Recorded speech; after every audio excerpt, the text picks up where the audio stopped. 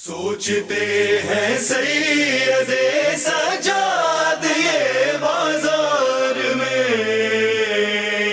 سوچتے ہیں سید سجاد۔ بسم اللہ الرحمن الرحیم۔ ناظرین کرام، قائم ٹی وی کی خصوصی ٹرانسمیشن ایام ہزا کے حوالے سے جاری ہے، جس میں کوفے کا موضوع آپ حضرات کی خدمت میں ہم ایک تسلسل سے پیش کرتے آ رہے ہیں۔ معروف ریسرچ مذہبی اسکالر مقرر جناب ارتضیٰ عباس نقوی صاحب مستقل ان پروگراموں میں ہمارے سوالات کا جواب دیتے رہے ہیں۔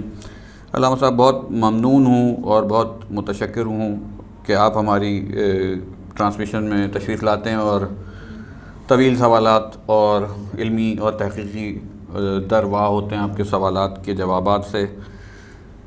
ہم جس مقام پہ گزشتہ پروگرام میں ٹھہرے، جناب مسلم ابن عقیل کا کوفے میں قیام اور ان کی شہادت اور ان کی تدفین، تو قصہ صبر بتحریر جلی لکھا ہے، ان کے چہرے پہ حسین ابن علی لکھا ہے۔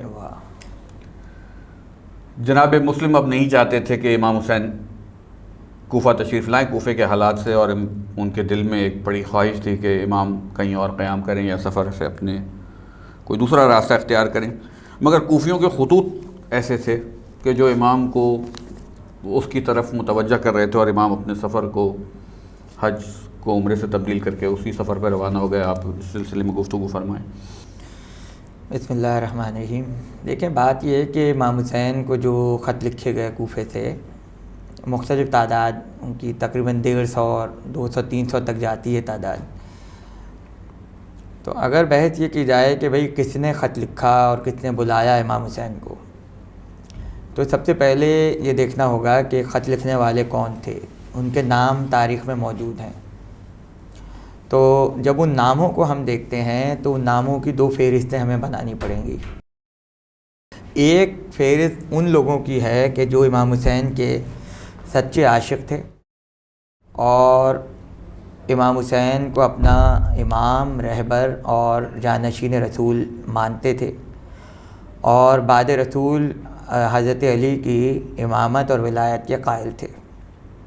اور وہ لوگ جو تھے وہ اپنے قبیلے کے سردار اور اپنے زمانے کے بہت مشہور لوگ تھے۔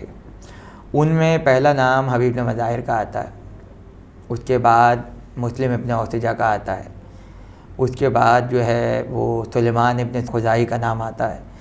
تو یہ اپنے اپنے قبیلوں کے رئیس بھی تھے اور ان کا ایک بڑا مقام تھا۔ تو انہوں نے جب کوفے کی سیاسی صورتحال بگڑتی ہوئی دیکھی تو خفیہ جو ہے نشستیں شروع کیں، اور اس میں یہ طے کیا کہ اب ہونا کیا چاہیے، اور ہر ایک نے اپنی رائے پیش کی کہ ایسی سنگین صورتحال میں ہم کس طرح جو ہے وہ امام حسین کو یہاں بلائیں اور وہ ہمارے لیے کوئی راہ نکالیں یا آسانی پیدا کریں، جو بھی معاملات تھے، اس لیے کہ وہ کسی طرح بھی یزید کو ماننے کو تیار نہیں تھے، اور اندر ہی اندر ایک بغاوت کی جو ہے لہر پیدا ہو رہی تھی۔ تو انہوں نے امام حسین کو خط لکھے، اور وہ خطوط تاریخ کی کتابوں میں موجود ہیں، اس میں خط لکھنے والوں کے نام موجود ہیں، اور یہ بھی موجود ہے کہ وہ امام حسین کو کیوں بلانا چاہتے تھے۔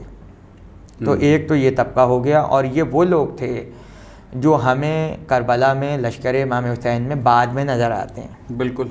حبیب بن مظاہر بھی کربلا پہنچے، مسلم بن اوسجہ بھی کربلا پہنچے، اور جو نہیں پہنچ سکے وہ زندانوں میں تھے، انہوں نے بعد شہادت مختار کے ساتھ قیام کیا، جس میں سلیمان ابن سرد خزائی تھے۔ بالکل۔ تو یہ جو طبقہ ہے خط لکھنے والا، یہ ہمیں عاشور کے دن امام حسین کے ساتھ نظر آتا ہے، اور جو عاشور کے دن ساتھ نہیں تھا وہ زندان میں نظر آتا ہے، ایک بات۔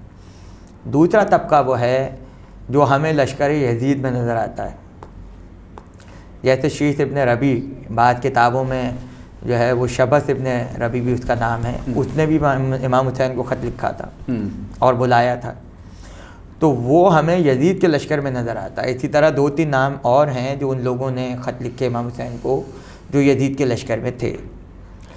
تو اب یہاں پر یہ صورتحال پیدا ہوئی کہ خط لکھنے والے دونوں طرف کے تھے، چاہنے والوں نے بھی خط لکھے اور ان لوگوں نے بھی خط لکھے کہ جو امام حسین کو دھوکے سے بلانا چاہتے تھے۔ تو اب اگر شہادت ہو گئی امام حسین کی، تو قتل حسین کا جرم جو ہے وہ ان چاہنے والوں کے سر پہ نہ ڈالا نہیں جائے، ڈالا کاندھے جا پہ نہ سکتا، ڈالا بالکل۔ جائے کہ جو خود کربلا میں شہید ہو گئے۔ بالکل، حبیب اس ابن لیے مظاہر کہ کی کم سے شہادت کم اور 25 شہید کربلا ایسے ہیں، بلکہ اگر میں یہ جملہ کہوں تو غلط نہیں ہوگا کہ بنی ہاشم کے علاوہ تقریباً سارے جتنے شہداء ہیں بیشتر کا تعلق کوفے سے، مقیم کوفہ تھے وہ لوگ، یعنی کہ کوفے میں ہاں، مقیم تھے۔ اور اہل بیت کے چاہنے والے، تو کوفیوں نے بے وفائی نہیں کی۔ اچھا، پھر دوسری بات یہاں پہ یہ ہے کہ اس وقت کی جو سیاسی صورتحال تھی اس کو سمجھنا ضروری ہے۔ ایک طرف ابن زیاد چہرے پہ نقاب ڈال کر آ جاتا ہے، اور چہرے پہ نقاب ڈالنے کی وجہ یہ تھی کہ وہ ان چہروں کو پہچان لے جو امام حسین کی حمایت دھوکہ جو ہے وہ، اور وہی ہوا، وہ سب سامنے آ گئے، اور جب اس نے نقاب ہٹائی تو سب ظاہر ہو گیا کہ وہ کون حسین کے ساتھ ہے، کون ابن زیاد کے ساتھ ہے۔ ان تمام لوگوں کو گرفتار کر لیا گیا جو امام حسین سمجھ کر آئے تھے۔ تو ایک تو یہ بات ذہن میں رہنی چاہیے۔ مجمع چھٹ بھی گیا اس کے مجمع چھٹا اس لیے کیونکہ جب آپ سب کو زندانوں میں ڈال دیں گے تو پھر کون نکلے گا حمایت کے لیے؟ بالکل۔ اور جو گنے چنے تھے وہ لوگ تھے کہ جو ضعیف العقیدہ لوگ تھے، بالکل۔ تو وہ اگر چھوڑ کے چلے جائیں تو کون سی اصل جو چاہنے والے تھے، جو پرانے لوگ تھے، جو اپنے قبائل کے سردار تھے، جس میں کوئی نبی کا صحابی تھا، کوئی حضرت علی کے اصحاب میں تھا، وہ تو سارے زندان میں تھے۔ بالکل۔ قمر اس وقت کہاں ہے؟ میثم تمار اس وقت کہاں ہے؟ شہید کمیل اس وقت کہاں ہے؟ تو یہ سارے وہ لوگ تھے کہ جو محبت اہل بیت میں زندانوں میں ڈالے گئے، اور حضرت مسلم کی شہادت کے وقت جو ہے سب زندان میں تھے۔ بالکل۔ تو جب کرفیو لگا ہوا ہو، جب چن چن کے چاہنے والوں کو گرفتار کیا جا رہا ہو، جب باہر سے آنے والوں کا داخلہ شہر میں منع ہو، جب شہر میں رہنے والوں کا باہر جانا منع ہو، اور ایسی سنگین صورتحال ہو جائے، جبری تو آپ یہ گمشدگیاں کی بتائیے جا رہی کہ ہیں۔ ہیں جبری گمشدگی کا عالم تھا، عالم ہے۔ اور تو اس ماحول میں آپ وفا اور بے وفا کی کیا معیار مقرر کریں گے؟ بے شک، بے شک۔ تو ان چیزوں کو سمجھنا ضروری ہے کہ لیکن اس کے باوجود جو اہل بیت کے چاہنے والے اپنا راستہ بنا کے نکلے، جیسے حضرت حبیب ابن مظاہر ہیں یا مسلم ابن اوسجہ ہیں، تو آپ ان کے واقعات پڑھیں تو آپ کو حیرانی ہوگی کہ وہ جس طرح سے اپنا حلیہ تبدیل کر کے تنگ گلیوں سے ہوتے ہوئے نکلے، گھوڑے تبدیل کرتے ہوئے نکلے، تو اس سے پتہ چلتا ہے کہ کوفے کے حالات کیا تھے۔ کیا کہنا ہے؟ تو اچھا، پھر دوسرا اہم مسئلہ یہ آتا ہے کہ بھائی وہ قاتلان حسین جو تھے ان کا عقیدہ کیا تھا؟ تو یہاں تو آپ پہلے تو یہ سمجھ لیں کہ بھائی کوفہ آباد ہی حضرت عمر کے زمانے میں ہوا ہے، تو وہاں جتنے محلے آباد ہوئے، جتنے قبائل بنائے گئے، جتنے لوگ لائے گئے کوفے میں، یمن سے، مدینے سے، شام سے، مصر سے، مختلف دنیا کے علاقوں سے، تو وہ ان کی مرضی سے آئے تھے نا، یا کسی اور کی مرضی سے آئے تھے؟ وہ سارے لوگ انہی کے تھے، وہ فوج انہی کی تھی، وہ چھاونی انہی کی تھی، وہ لشکر انہی کا تھا جو کوفے میں رہتا تھا۔ تو ان کے زمانے سے لے کے 60 ہجری تک کوئی زیادہ عرصہ نہیں ہے، کم عرصہ 20-25 سال بنتے ہیں، اور 20-25 سال میں ان کی اولادیں بھی ہو گئی ہوں گی، اور ظاہر ہے کہ ایک طویل عرصہ ہوتا ہے۔ تو اب کوفے میں جو لوگ رہ رہے تھے وہ کون تھے؟ مخلوط النسل لوگ تھے وہاں پہ۔ پھر جب حضرت علی نے کوفے کو دار خلافہ بنایا اور وہ پورا لشکر جو جمل میں آپ کے ساتھ تھا وہ کوفے میں داخل ہوا، تو ظاہر ہے کہ شیعہ بھی آئے، تو شیعہ بھی کوفے میں رہتے ہیں۔ یہاں پہ اہل بیت کے چاہنے والے بھی آباد ہیں اور اہل بیت کے دشمن بھی آباد ہیں، جو آپ نے کہا کہ خلیفہ ثانی کے دور میں وہاں آبادی تشکیل پائی، اور وہ لشکری آبادیاں تھیں، لشکری لائے گئے۔ تو محبان اہل بیت بھی رہتے تھے، یعنی شیعان علی بھی رہتے تھے، اور دشمنان علی بھی وہاں رہتے تھے، اور دشمنان اہل بیت بھی رہتے تھے، کہ جن کی وجہ سے ایک ٹیگ لگ گیا تاریخ میں، کہ جو کہ آج ایک عرف عام میں یزیدی گروہ کہتا ہے کہ شیعان علی نے ہی قتل کیا۔ تو مزید سوال اس کو لیکن لفظ شیعہ جو ہے وہ سب سے پہلے جو ہے وہ حضرت علی کے چاہنے والوں کے لیے آیا، حدیث رسول میں یا اہل سنت کی بھی روایتیں، شیعوں کی بھی روایتیں۔ اچھا، ہمارے ہاں تو حدیث قصہ میں موجود ہے، تو اس وقت شیعہ موجود تھے جبھی تو یہ لفظ آیا ہے، شیعتنا و محبینا۔ تو شیعہ کا لفظ جو ہے وہ سب سے پہلے اسلام میں جو ہے وہ حضرت علی کے چاہنے والوں کے لیے آیا۔ ویسے قرآن میں بھی ہے، حضرت موسیٰ کے شیعہ بھی ہیں، اور حضرت ابراہیم کے لیے بھی آیا ہوا ہے، لیکن یہ کہ یہ حدیث میں سب سے پہلے حضرت علی کے چاہنے والوں کے لیے آیا۔ اس کے بعد یہ لفظ آیا ہے حضرت عثمان کے لوگوں کے لیے، اس لیے کہ جن لوگوں نے ان کے قتل کے بعد انتقامی کارروائی کے لیے لشکر جمع کیے وہ شیعان عثمان کہلائے، اور ان کا تاریخ میں ذکر موجود ہے، اور یہی وہ لوگ تھے جو حضرت علی کو کے بارے میں سمجھتے تھے کہ انہوں نے قتل کیا ہے حضرت عثمان کا، تو خون عثمان کے جو ہے بدلے کے طور پہ جنگ جمل واقع ہوئی جو اس کے حالات پیدا کیے گئے۔ تو یوں کہا جا سکتا ہے کہ حضرت علی کے مقابلے پہ جو آئے وہ شیعان عثمان تھے، جو کہ تاریخ سے دشمنان اہل بیت ہیں سمپل۔ اب کوفے میں جو شیعہ تھے وہ دونوں طریقے کے تھے، وہ شیعان عثمان بھی تھے اور شیعان علی بھی تھے۔ اچھا، اب شیعان علی میں بھی دو طرح کے شیعہ تھے، ایک، اور یہ اہل سنت کے علماء نے اس کی وضاحت کی ہے کہ کوفے میں کچھ شیعہ ایسے تھے، جیسا کہ ذہبی نے اپنی کتاب میزان الاعتدال میں لکھا ہے کہ ایک شیعہ کوفے میں وہ تھا کہ جو حضرت علی کو چوتھا خلیفہ مانتا تھا، اور وہ تینوں خلافتوں کے قائل تھے، حضرت علی کو چوتھا مانتے تھے، وہ بھی شیعان علی کہلاتے تھے۔ اور ایک شیعوں کا طبقہ وہ تھا جو حضرت علی کو بعد رسول بلا فصل مانتا تھا بے شک، اور غدیر سے اپنے سلسلے کو جوڑتا تھا۔ قطعی تو تین طرح کے شیعہ تو یہی ہو گئے، قطعی، ایک حضرت علی کو چوتھا ماننے والے شیعہ، ایک بلا فصل ماننے والے شیعہ، اور ایک حضرت عثمان کے جو طرفدار تھے وہ شیعان عثمان کہلاتے تھے۔ اب آپ یہ دیکھیں گے کہ ان تینوں میں سے جو ہے وہ امام حسین کے مقابلے میں کون آیا۔ تو ظاہر ہے کہ جب آپ رجز پڑھتے ہیں جو میدان جنگ میں تبادلہ ہوا ہے، تو اس رجز میں جو ہے وہ وضاحت ہو جاتی ہے کہ قاتلان حسین کا عقیدہ کیا تھا اور وہ کس کو اپنا رہبر مانتے تھے۔ وہ جو تاریخ سے دلچسپی رکھنے والے ہیں وہ کتابوں میں پڑھ لیں گے، لیکن یہ فی الحال جو ہے وہ اشارہ کافی ہے۔ اچھا، دوسری اہم بات جو بہت سامنے کی ہے وہ میں یہ عرض کروں گا کہ دیکھیں، باپ کا پہلا حق بیٹے پر یہ ہے کہ وہ اولاد کا بہترین نام رکھے۔ بیٹے کا نام باپ رکھتا ہے، اور نام سے باپ کا عقیدہ پتہ چلتا ہے۔ بھئی جس کا چاہنے والا ہوگا اسی کا نام رکھے گا۔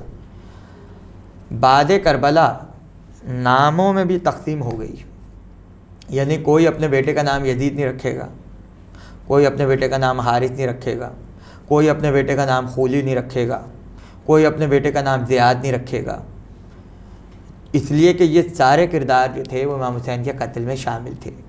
بے شک، تو جو چاہنے والے تھے انہوں نے ان ناموں سے نفرت کی اور بعد کربلا یہ نام ہی رکھنا چھوڑ دیے۔ کیا کہنا۔ لیکن جو اہل بیت کے چاہنے والے ہیں وہ ہانی نام رکھیں گے، مختار نام رکھیں گے، وہ میثم تمار نام رکھیں گے، وہ خمیل نام رکھیں گے، وہ حبیب بن مظاہر رکھیں گے، وہ اوسجہ نام رکھیں گے۔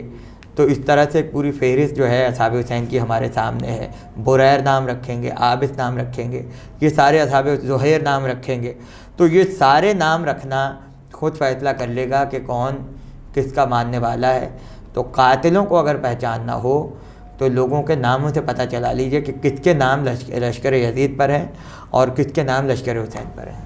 تو یہ شیعہ ٹرمینالوجی کے اوپر بڑی مفصل گفتگو ارتضیٰ عباس نقوی صاحب نے فرمائی، اور بہت سارے جو اس بارے میں کنفیوژنز ہیں ان کو دور کیا۔ پروگرام کے پہلے حصے کو یہاں روکتے ہیں، اب سے کچھ دیر بعد آپ کی خدمت میں دوسرے حصے کے ساتھ پھر حاضر ہوں گے۔ سوچتے ہیں سید سجاد یہ بازار میں، سوچتے ہیں سید سجاد یہ بازار میں۔ بسم اللہ الرحمن الرحیم۔ ناظرین کرام، قائم ٹی وی کی خصوصی نشریات ایام عزا کے حوالے سے جو جاری ہیں، کوفے کے عنوان سے ہم علامہ ارتضیٰ عباس نقوی کے ساتھ ایک تسلسل سے گفتگو میں حاضر خدمت ہیں۔ پروگرام کا پہلا حصہ ابھی آپ نے ملاحظہ کیا، اور دوسرے حصے میں مزید سوالات میں علامہ ارتضیٰ عباس نقوی کی خدمت میں رکھوں گا۔ شیعہ اور کوفے کا تعلق اور ان شیعوں کی ڈیفینیشن اور ان کی تعریف ارتضیٰ عباس نقوی صاحب نے بڑی خوبصورت طریقے سے بیان کی۔ ایک شاعر کا شعر ذہن میں گونجا کہ گزرے تھے حسین ابن علی آج ادھر سے، گزرے تھے حسین ابن علی آج ادھر سے، ہم میں سے کوئی خوف سے نکلا نہیں گھر سے، کوفیوں کی تاریخ کے بارے میں اس طرح کے اشعار بھی ملتے ہیں اور یہ بھی روایات ہیں اور مستند شعراء نے اس طرح کا بھی تذکرہ کیا ہے۔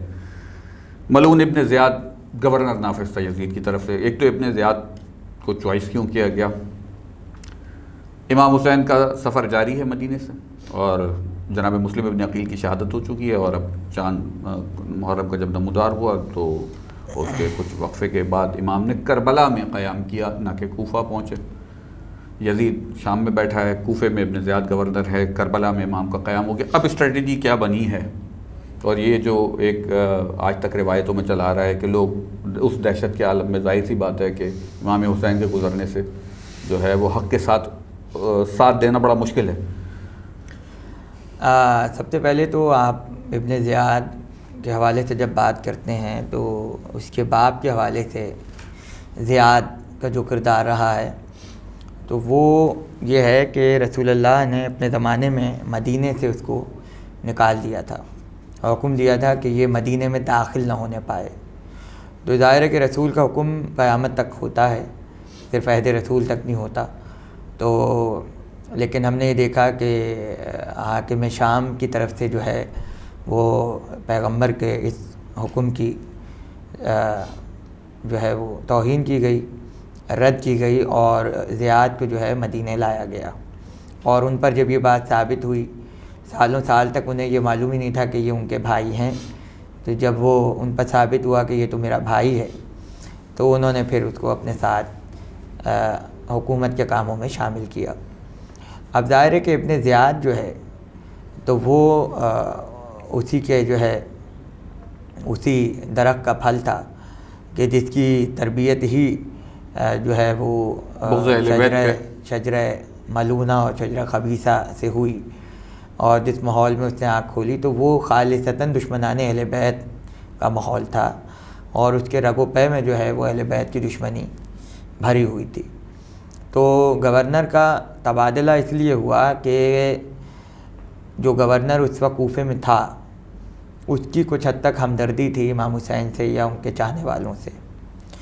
تو اس وقت جو صورتحال پیدا ہوئی اور یزید کے خلاف بغاوت ہوئی تو اس وقت ابن زیاد کو گورنر رکھا گیا تاکہ سارے کام جو ہے وہ یزید کے آسانی سے انجام پا جائیں، کیونکہ وہ اس کا اہم مشرف تھا۔ ہاں، اور امام حسین کی شہادت اور ان کے قتل کے لیے جو ہے وہ فوج فراہم کی جائے، اور جو تلواریں کند ہو چکی تھیں ان پہ سیکل کروایا جائے، اور جو جنگجو افراد ہیں ان کے لشکر بنا کے کربلا کی طرف روانہ کیے جائیں۔ تو یہ صورتحال تھی۔ اب ابن زیاد کے جو ابن مرجانہ کہلاتا تھا اور اس کو اس کی ماں کے نام سے اس لیے بلایا جاتا تھا کیونکہ اس کی ولادت مشکوک تھی، اور یقیناً جتنے دشمنان اہل بیت ہیں ان کے یہاں آپ یہی معاملہ دیکھیں گے۔ بالکل۔ تو ابن زیاد نے جو کچھ کیا، امام حسین کی توہین، سر کی توہین کی گئی، اور جو سارے معاملات ہوئے اور اہل بیت عصمت و طہارت کے ساتھ جو برتاؤ کیا گیا، تو تاریخ نے دیکھا کہ امام زین العابدین کی دعا قبول ہوئی کہ اللہ اسے اسی بستر پر موت دے جس بستر پر یہ رات کو سوتا ہے۔ تو عدل الہی یہ ہوا کہ 10 محرم ہی کو تقریباً 65 ہجری میں ابن زیاد جو ہے وہ حضرت مختار کی بہادر فوج کے ہاتھوں اپنے بستر ہی پہ قتل ہوا، وہی تاریخ تھی، اور اس کا سر اسی جگہ آویزاں کیا گیا کہ جہاں اس نے امام حسین کا سر آویزاں کیا تھا، اور لوگوں نے دیکھا کہ ایک سانپ جو ہے وہ اس رسی سے ہوتا ہوا آیا جس پہ ابن زیاد کا سر بندھا ہوا تھا، اور تاریخ نے واقعے کو محفوظ کیا کہ وہ کان سے داخل ہوتا تھا اور ناک سے نکلتا تھا، منہ سے داخل ہوتا تھا، آنکھ سے باہر آتا تھا۔ تو یعنی زندگی ہی میں جو ہے وہ عذاب اس نے دیکھا۔ بے شک۔ اور یہ واقعہ بھی امام حسین کا معجزہ جو ہے تاریخ میں محفوظ ہے کہ جب امام حسین کا سر اس کے سامنے پیش کیا گیا تو ایک قطرہ امام حسین کی گردن سے اس کی ران پہ گرا، اور ران کو چیرتا ہوا جو ہے وہ زمین میں جذب ہو گیا۔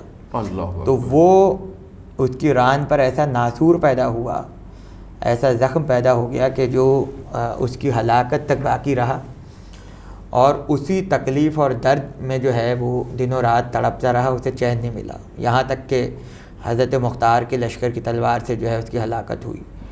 تو ظاہر ہے کہ ابن زیاد کو تاریخ کبھی معاف نہیں کرے گی، اور اس کے جو سنگین جرم ہیں وہ اصحاب رسول کا قاتل ہے، وہ فرزند رسول کا قاتل ہے، حجر ابن ادے اور میثم تمار، کیسے کیسے اصحاب رسول اور تابعین کو اس نے قتل کیا، اور سب سے بڑی بات یہ کہ فرزند رسول کے قتل میں شریک رہا، کس بے دردی سے سازشیں کی.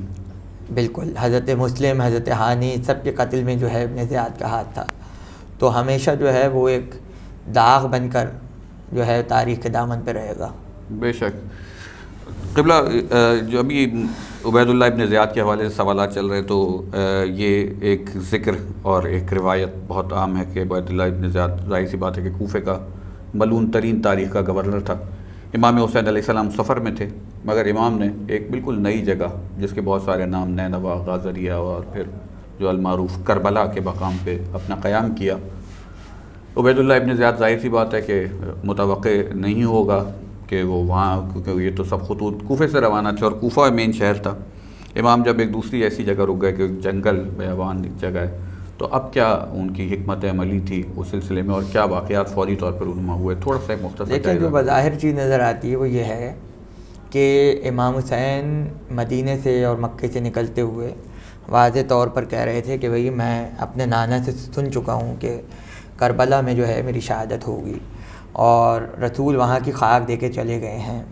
تو کوفے تو امام حسین کو جانا ہی نہیں تھا، کیونکہ وہ جانتے تھے کہ بھئی کربلا ہماری منزل ہے اور وہاں جو ہے.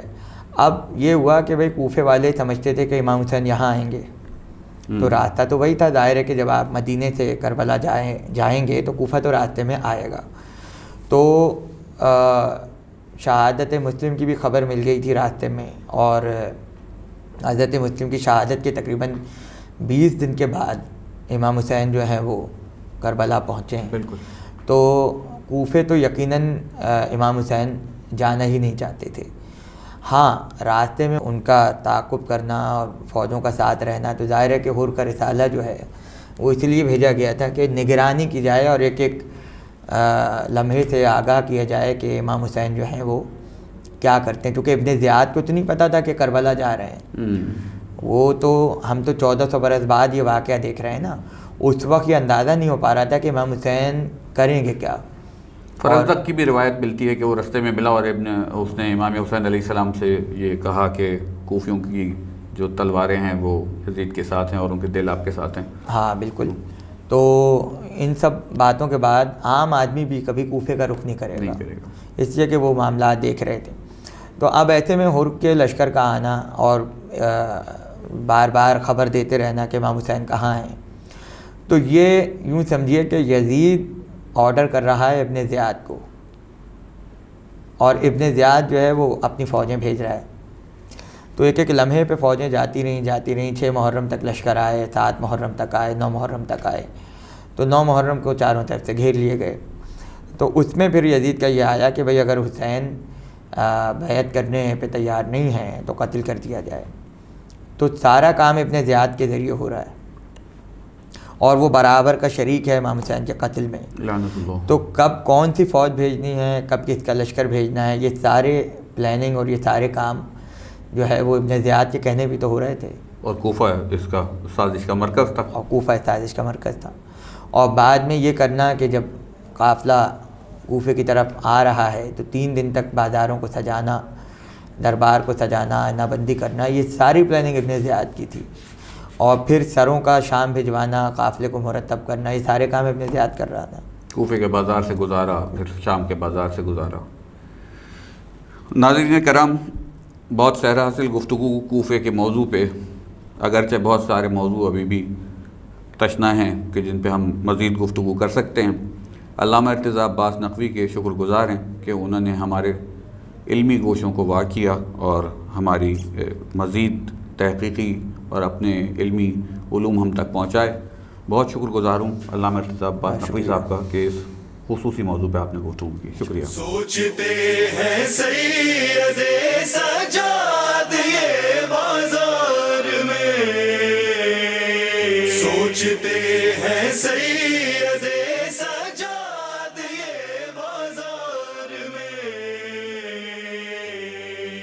شام جانے سے پہلے ہی